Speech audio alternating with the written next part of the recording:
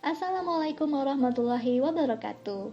Perkenalkan, saya Rizky Adini Rahmi, peserta Latsar CPNS golongan 3 tahun 2022 BPSDMD Provinsi Kalimantan Selatan, Angkatan 27, Kelompok 4, NDH 32. Kali ini saya akan menjelaskan analisis isu efektivitas kinerja individu berdasarkan tupoksi, yakni analis diklat di Badan Kepegawaian Pendidikan dan Pelatihan Kota Banjarbaru. Sebelumnya, kita perlu tahu apa sih isu itu? Isu adalah ada atau disadarinya suatu fenomena atau kejadian yang dianggap penting atau dapat menjadi penarik perhatian orang banyak, sehingga menjadi bahan yang layak untuk didiskusikan. Saya akan menjelaskan secara berurutan, dimulai dari membuat daftar isu, penapisan isu prioritas dengan metode USG, menganalisis akar masalah dengan metode Fishbone, menemukan pemecahan masalah dengan metode SWOT, sampai menyusun alternatif pemecahan masalah. Identifikasi isu yang saya temukan adalah yang pertama, belum optimalnya pelaporan oleh SKPD terkait pengembangan kompetensi PNS dalam bentuk pelatihan, baik secara klasikal maupun non-klasikal. Yang kedua, masih minimnya kesempatan mengikuti pelatihan bagi PNS yang tidak berbayar atau gratis dari lembaga penyelenggara pelatihan, baik dari pemerintah provinsi, kementerian, maupun lembaga negara.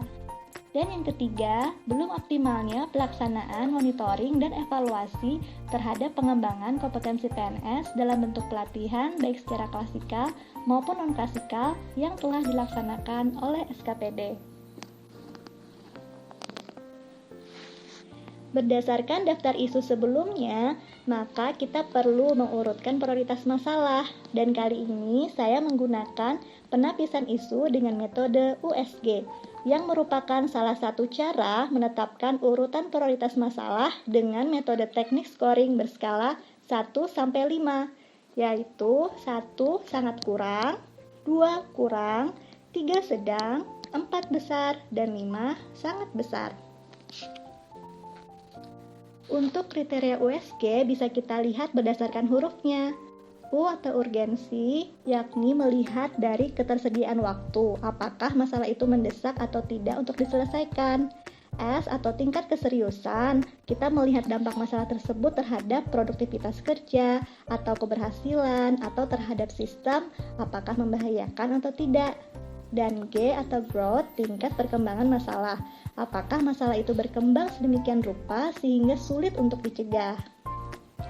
Pada isu yang diangkat, saya menilai bahwa belum optimalnya pelaksanaan monitoring dan evaluasi terhadap pengembangan kompetensi PNS dalam bentuk pelatihan baik secara klasikal maupun non-klasikal yang telah dilaksanakan SKPD merupakan isu utama yang perlu dibahas. Karena untuk mengetahui seberapa jauh tingkat keberhasilan diklat, maka diperlukan monitoring dan evaluasi diklat sehingga akan memudahkan manajemen dalam membuat perencanaan maupun mengambil keputusan.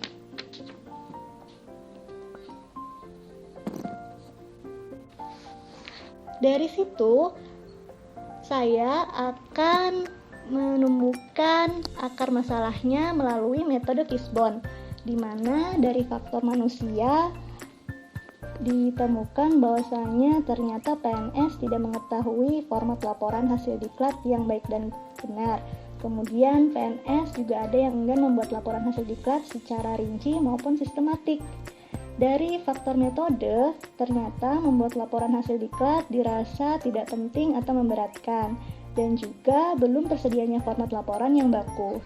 Dan dari segi manajemen, masih kurang pengawasan terhadap ketentuan membuat laporan hasil diklat dan juga kurang tegas atau konsisten dalam pengumpulan laporan hasil diklat. Dari semua akar masalah yang didapatkan, saya menyimpulkan bahwa penyebab utama dari belum optimalnya pelaksanaan monitoring evaluasi terhadap pengembangan kompetensi PNS adalah rendahnya pengetahuan dan kesadaran tentang pentingnya membuat laporan hasil diklat. Dan untuk analisis SWOT-nya sendiri, ada faktor strength, weakness, opportunity, dan juga threat.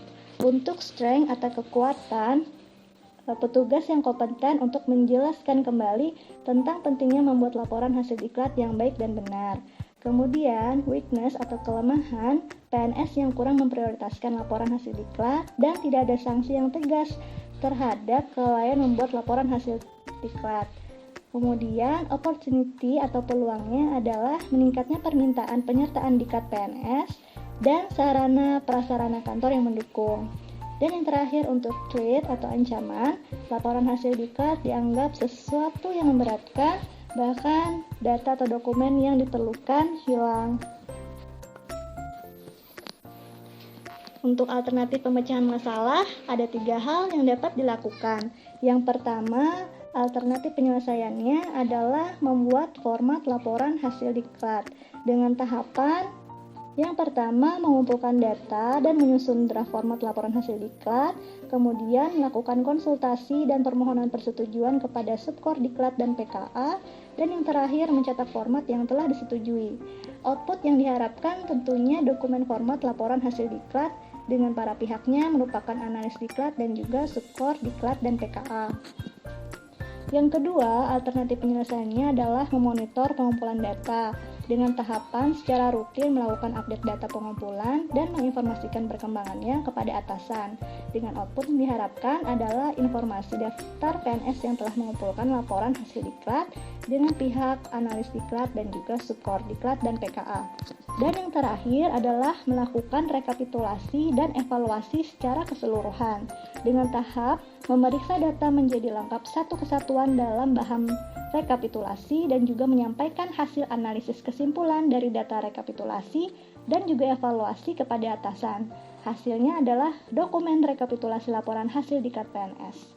Para pihaknya adalah analis diklat dan juga subkor diklat dan PKA. Baiklah, sekian. Terima kasih untuk presentasi saya kali ini. Wassalamualaikum warahmatullahi wabarakatuh.